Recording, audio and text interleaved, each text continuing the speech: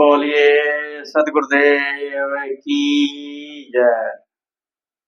संत समाज की जय।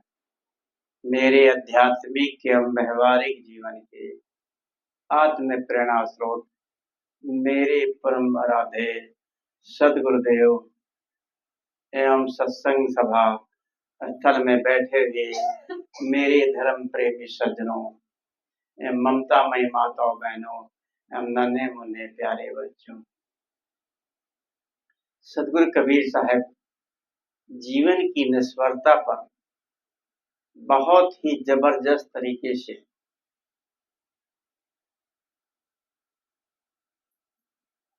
बताते हैं।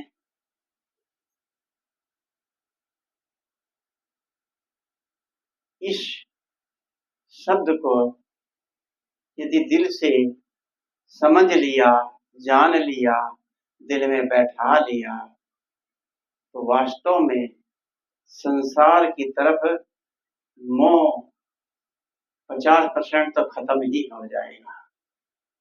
लेकिन हम लोग सुनते हैं जिस टाइम उस टाइम तो लगता है जैसे शमशान घाट में जाते हैं, अपने सामने लाश ले जाते हैं, शमशान घाट में दफनाते हैं या जलाते हैं, जलते हैं।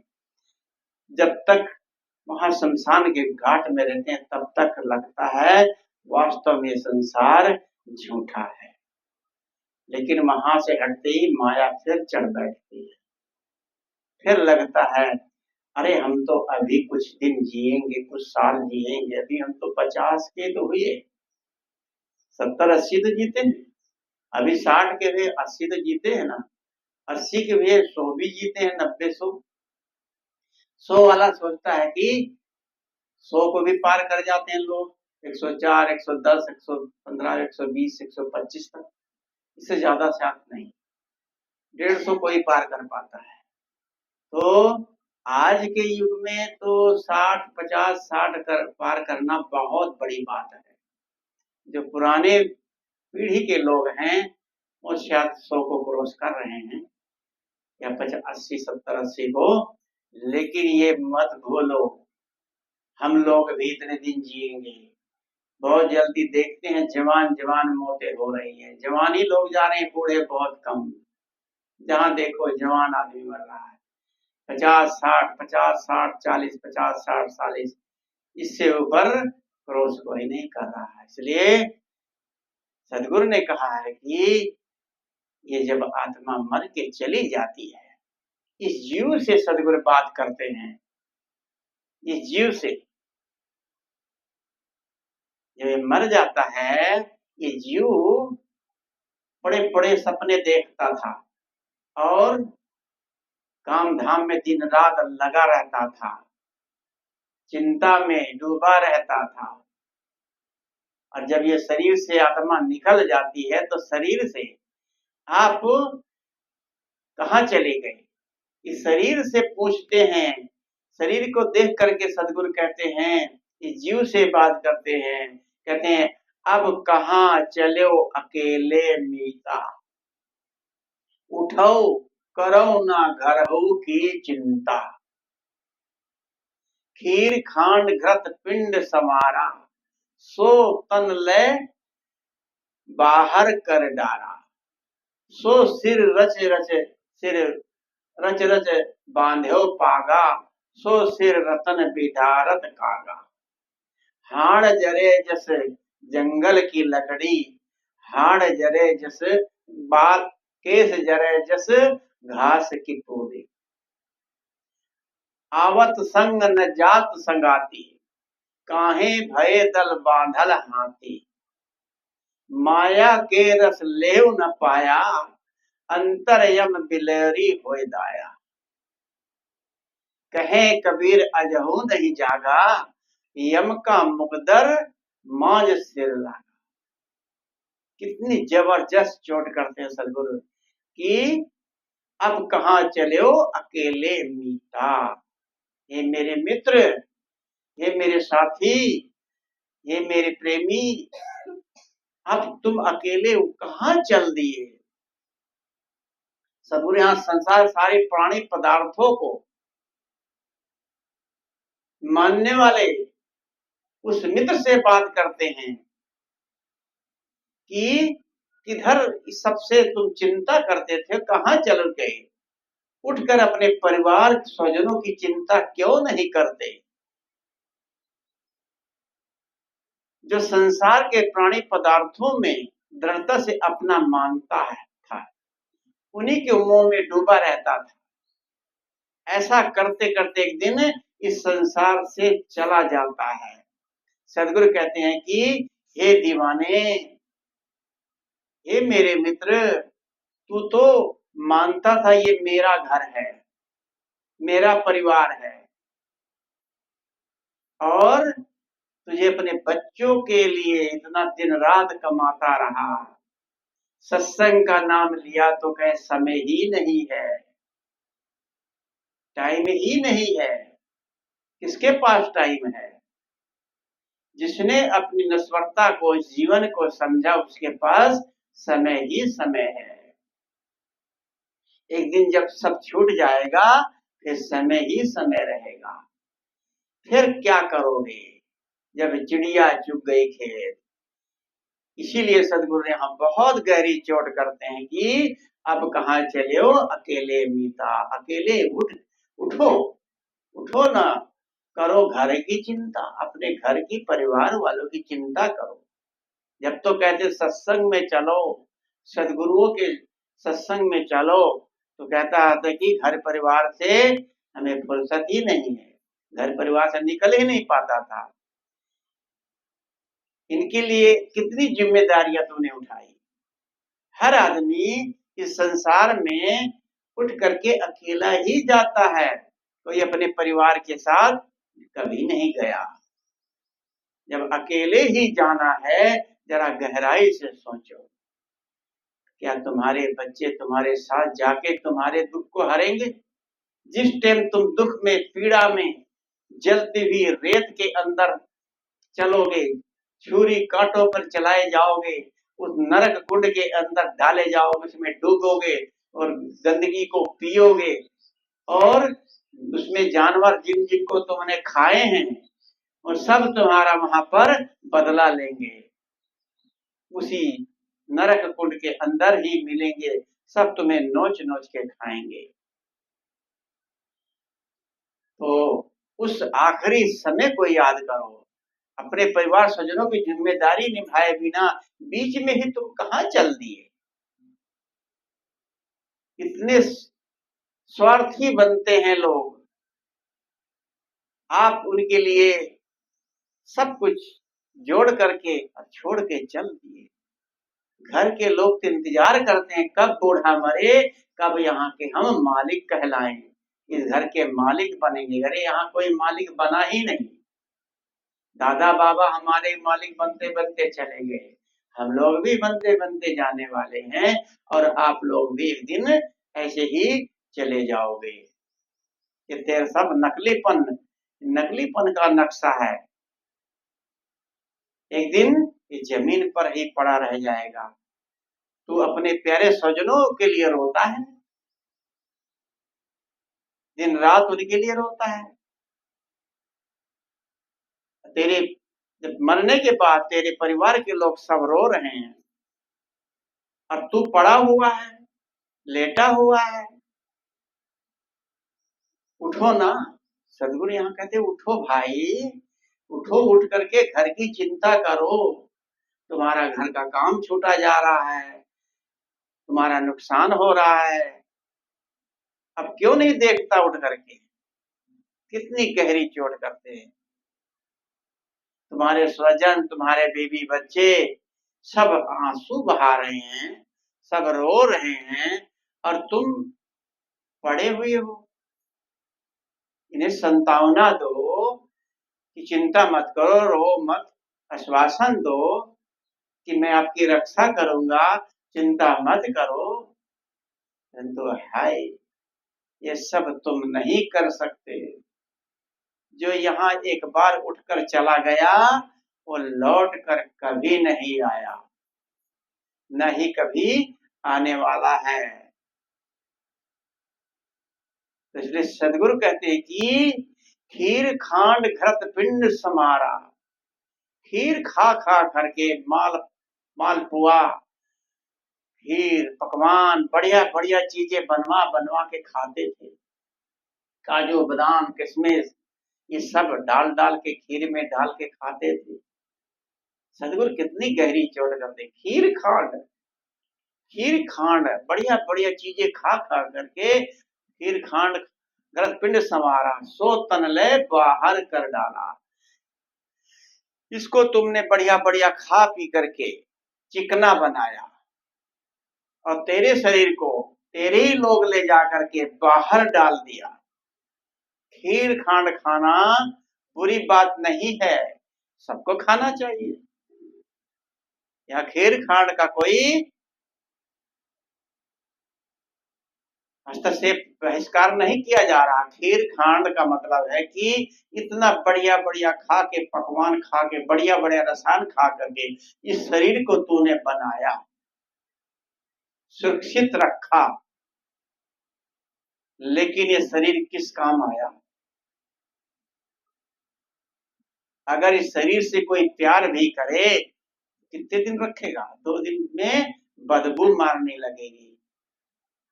तो शरीर किस काम का? इसके अंदर बढ़िया बढ़िया चीजें खा खा के इसको सुंदर बढ़िया बनाया, लेकिन किसी काम नहीं आया। जब शरीर की छूटने की संभावना जब होती है ना, लोग कहते हैं भाई अब तो शरीर ठंडा हो रहा है, आंखें भी बंद हो गई हैं, सांस भी रुक रही हैं, अब तो शरीर छूटने वाला है। उसको क्या करते हैं? खाट पे लिटा कर तो उससे भी हटा देते हैं, नीचे लिटा देते हैं। नीचे लिटाने का रस्म है, खाट से उठाकर जमीन पर नीचे लिटा देते हैं। अब प्राण निकलते ही क्या कहते हैं? ले चलो भाई, जल्दी करो, ले चल करते हैं फिर तो, ले चलो भाई, जल्दी जल्दी अर्थी सजाओ। उनके प्यारे स्वजन जो होते हैं, कुछ लोग आंसू बहाते हैं, कुछ छुप छुप के रोते हैं, कुछ दुख महसूस करते हैं। कहते हैं भैया क्यों रोते हो? जो अचल होना था हो गया, और चला गया जिसको जाना था, हंसा इसके अंदर था, निकल गया। बाकी बहुत अच्छे थे, चले गए। ऐसा कह कह के रोते भी हैं। अब कैसे घर चलेगा? थोड़ी देर के लिए ऐसा लगता है, घर तो पहले से भी चलता है, उससे भी अच्छा चलेगा। कहते हैं भैया ये तो मिट्टी का शरीर है, मिट्टी में मिल गया, अब इसमें कुछ नहीं है, इसको ले चलो। और आगे सदगुरु कहते हैं जो सिर रच रच बांध्यो पागा,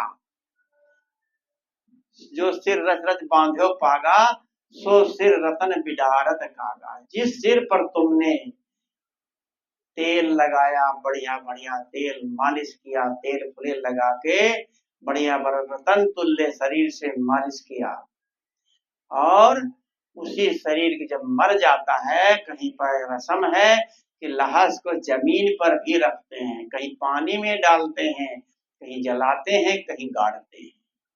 तो सदगुरु इन सब को लेकर के यहाँ पर लोगों को समझा रहे हैं, एक को नहीं, जलाने वाले की भी बात कर रहे हैं, जो जमीन पर रखते हैं उनकी भी बात करते हैं, दबाते हैं उनकी भी बात करते हैं। मिट्टी का शरीर मिट्टी में मिल जाता है। तो सदगुरु ने यहाँ कहा है कि धरती कहे मुँह मिल जाए, अग्नि कहे मैं जालूं, और पानी कहे मैं जरद उबारूं। सदगुरु ने बहुत ही अच्छे तरीके से भी समझाया पीछे, और भी रामायणियों में शब्दों में, कि हर चीज अपने में मिलाना चाहती है। और जिस सिर को तुमने इतने रच रच के तेल फुले लगा करके रतन तुल्य शरीर से मालिश किया, उस शरीर को जब जमीन पर रख देते हैं तो कौवे नोचते हैं। सो सिर रतन बिडारत कागा, सो पगड़ी जो बंधी होती है उसी सिर को तुम्हारे नोच नोच के खाते हैं। जिस सिर को हम थोड़ी सी कंघी करते हैं, बाल खिंडने ना पाए, मांग मिटने ना पाए, लेकिन उस टाइम तुम्हारी मांग कौन संवारेगा। उस सिर को नोच नोच के कौवे खाते, कीड़े मकोड़े खाते हैं, जमीन में गाड़ देते हैं तो कीड़े खाते हैं, जंगल में रख दिया जाता है तो कौवे गीदड़ खा जाते हैं, पानी में डाल दिया जाता है तो मछली वगैरह खा जाती हैं, और चिता पर जलाते हैं तो लकड़ी की तरह ये सब सदगुरु कहते हैं हाड़ जरे जस जंगल की लकड़ी, हड्डी की तरह हड्डियां तुम्हारी जैसे जंगल की लकड़ी जलती है, और बाल तुम्हारे केस जलते हैं जैसे घास की पोली बांध करके घास रख दो आग लग जाए, ऐसे आग घास की तरह तुम्हारे बाल केस जलते हैं। तो इस काया का तो इतना बड़ा अभिमान करता है। क्यों अभिमान करता है? इस शरीर में तो थोड़े दिन के लिए आया है, अपना कल्याण करने के लिए आया है। ये धोखे की पट्टी है, धोखे की पट्टी, इसमें हम धोखा खा रहे हैं। इस संसार में हर आदमी धोखा खा रहा है। तभी सदगुरु कहते हैं कि आवत संग न जात संगाती, तुम्हारे संग में न कुछ आया है न कुछ साथ में जाएगा। काहे भय दल बांधल हाथी, हाथी घोड़े, पहले हाथी घोड़े बांधते थे राजा महाराजा लोग, आज कारें हैं, इतनी बड़ी कोठियां बनाते हो, 10-4 कार घर में कोठी में खड़ी हैं, 10-10 कार, 20-20 कार, हेलीकॉप्टर, पता नहीं क्या क्या, पूरे दुनिया का राज भी मिल जाए तब भी इस संसार से तुम्हें जाना होगा। तो ये माया का रस ले नहीं पाया, अंतर्यम बिलौरी घटाया। इस माया का रस इस संसार में आके तूने आनंद नहीं ले पाया, तो यम ले जा करके तुम्हारे को नरक में डाल देते हैं। कहे कबीर अजहू नहीं जागा, सदगुरु कबीर साहब कहते हैं कि आज भी तू नहीं जाग रहा है, अपने जीवन की चिंता क्यों नहीं करता है। यम का मुगदर सिर माथे लगा, यम का मुगदर जो होता है, यम का मुगदर एक कहने के लिए है, यम है आपका मन आपका नरक में चला जाएगा तो आप पूरी जिंदगी नरक में ही सड़ोगे। यदि मनुष्य बने तो मनुष्य योनि में भी भोगते ही है लोग। कोई लूला लंगड़ा होकर घिसड़ता है, दोनों हाथ नहीं, दोनों टांग नहीं, आंख नहीं, कान नहीं। अगर मनुष्य योनि भी मिल जाती है तो कितने बच्चे गर्भ में ही मर जाते हैं। गर्भ योनि ही बहुत ही खतरनाक है। तो गर्भ योनि में आना भी छोटी मोटी दुख नहीं है। गर्भ योनि 9 महीने उस गर्भ के अंदर ये जीव रहता है, तो गाड़ी घोड़ा बंगला सब यहीं पर सब धरा रह जाएगा। अंबानी वगैरह कितने बड़े आदमी हैं, कहते हैं 1.5-2 करोड़ तो कुछ भी नहीं उनके लिए। 27 मंजिला मकान, ये सब उनका भी छूट गया। धीरू भाई अंबानी मुकेश अंबानी के पिताजी, उन्होंने इनको बड़ा बनाया और वो भी सब कुछ लेके गए यहाँ से। एक भी मोबाइल साथ में लेके गए? मोबाइल उन्होंने ही चलाया, लेकिन क्या एक भी मोबाइल उनके साथ गया कि चलो वहां से कॉल करके अपने बच्चों का हाल चाल ले लेंगे? यहीं पर तो हाल चाल ले रहे हो ना, जरा देर होती है कहीं बाहर गए बस फोन शुरू, कैसे हैं, किस तरह हैं, पोती कैसे, पोता कैसे, आप कैसे? अरे परेशान हो जाते हैं 2 दिन के लिए भी, और जब जीवन भर के लिए बिछड़ जाओगे फिर किससे मिलोगे? दोबारा देखने को यहाँ कुछ नहीं मिलेगा, कुछ साथ जाने वाला नहीं है। इसलिए हमें अपने जीवन का कल्याण का काम करना चाहिए। अपने जीवन को आनंद बनाना है, ये संसार की लोलुपता को छोड़ना चाहिए, मोह माया को छोड़ना चाहिए, नहीं तो इतने में ये मौत रूपी बिल्ली तेरे ऊपर टूट पड़ेगी। जैसे बिल्ली चूहे को झपटती है, झपट करके चूहा कैसे कहता है, ची से करके रह जाता है और चूहा मर जाता है। ऐसी ही मौत एक दिन आएगी और हम ची से कह के रह जाएंगे और मौत लेके चली जाएगी। जब एक दिन मौत की शहजादी आएगी, है एक दिन मौत की शहजादी आएगी, तो कुछ भी नहीं, मौत की शहजादी सबके पास आने वाली है, कुछ भी रहने वाला, इसलिए निसार है। इसलिए साकी शब्द को याद रखें कि एक दिन हमारे साथ भी ऐसे बहुत जल्द होने वाला, समय बहुत थोड़ा है, बहुत थोड़ा। ये मत समझो कि हम इतने साल जिएंगे, बहुत थोड़ा समय है। कल का दिन देखे कि ना देखे, इसलिए आज का दिन अच्छा बनाओ। प्रतिदिन आज का दिन अच्छा होना चाहिए, कल का अच्छा हो या ना हो। किसी ने कहा था कि गुरुजी हमें बताइए कि मनुष्य जीवन मिलेगा कि नहीं आगे, मनुष्य जीवन में हम हमारे को अगला जन्म मनुष्य का मिलेगा कि नहीं, इसकी चिंता है। ये तो वही हो गई जैसे आपके सामने खाना परोसा गया हो और आप खाना नहीं खा रहे हो, कल की चिंता कर, कल क्या खाएंगे, कल क्या खाएंगे। कि एक राजा सेठ ने कहा भाई हमारे आंकड़ा लगाओ मुनीम से कि कितना हमारे पास धन है, कितनी पीढ़ी खा सकती है। उन्होंने कहा समय दीजिए, तो समय लिया, जोड़ जाड़ करके कुछ दिन के बाद बताया कि गुरु सेठ जी आपकी 35 पीढ़ी बैठ करके खा सकती है, 35 पीढ़ी, कुछ भी करने की जरूरत नहीं होगी। तो सेठ जी तो एकदम मूर्छित हो गए। तो नौकर ने कहा मुनीम ने कि क्या हुआ, मैंने तो आपको अच्छी खुशखबरी सुनाई थी, ये आप मूर्छित कैसे, क्यों हो, क्या हो गया। तो सेठ जी कहने लगे कि मुझे चिंता हो गई, मेरी 36वीं पीढ़ी कहाँ से खाएगी।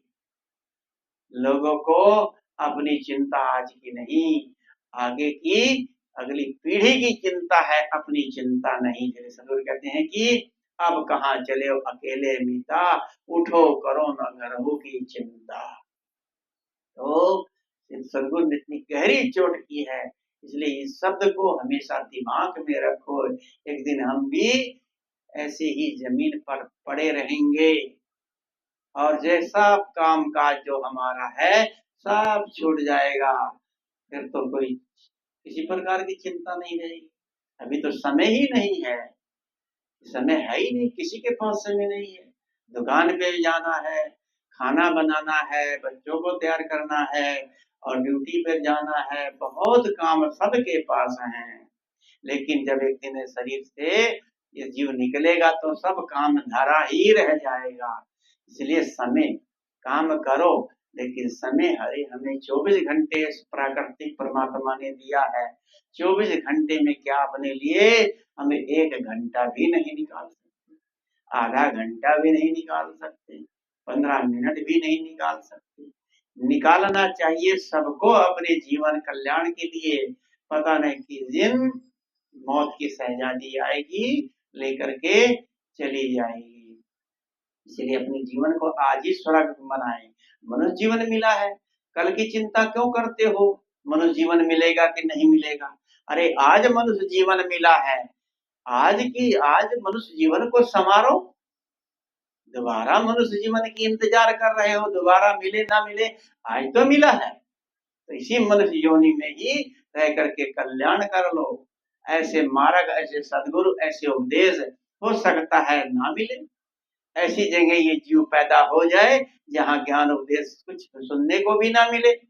लेकिन हाँ, आज यदि आप सत्संग ध्यान से सुनते हैं, सत्संग में बैठते हैं और अंदर से आपके अंदर इच्छा है कल्याण की, मुक्ति की, भले जन्म में मुक्ति ना मिले, लेकिन आने वाले अगले जन्म में भी आपको ऐसा ही कोई घर परिवार ऐसी संगत मिल सकती है, ऐसे सद्गुरु संतों का सानिध्य मिल सकता है।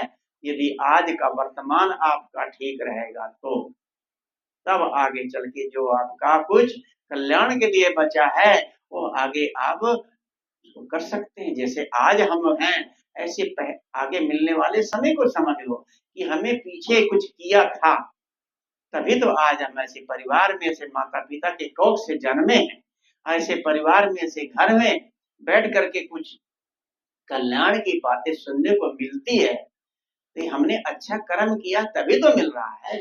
दुनिया अब तक कितने लोग तो सो रहे होंगे, कितने लोग तो 12 बजे सोते हैं, 8 बजे उठते हैं, कोई 10 बजे उठता है। स्टैंडर्ड सोना, स्टैंडर्ड जीना, बस खाते खाते सोते सोते जन्म गंवा रहे हैं। तो हर चीज अपने किस्मत से मिलती हुई किस्मत को बनाना भी पड़ता है।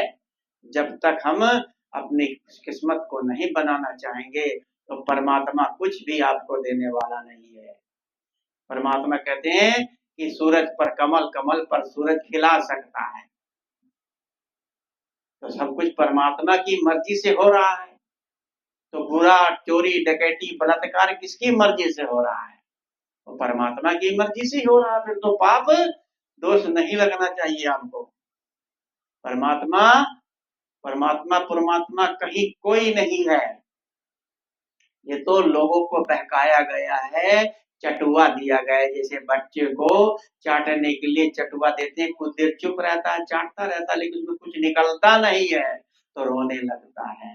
ऐसे आप लोगों को जब मुक्ति का नहीं मिल पाएगी, आखिर में जो आप देवी देवता मूर्ति भगवानों के चक्कर में पड़े हो, एक दिन कुछ हाथ नहीं पल्ले पड़ेगा, हाथ मलोगे और रोगे कि हम तो धोखे में जिंदगी जीवन बीत गए हुए। इसलिए जीवन को अनमोल समझो।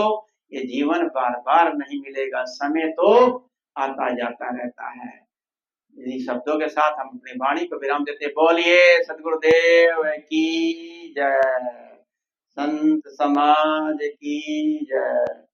वंदन है जी गुरुदेव।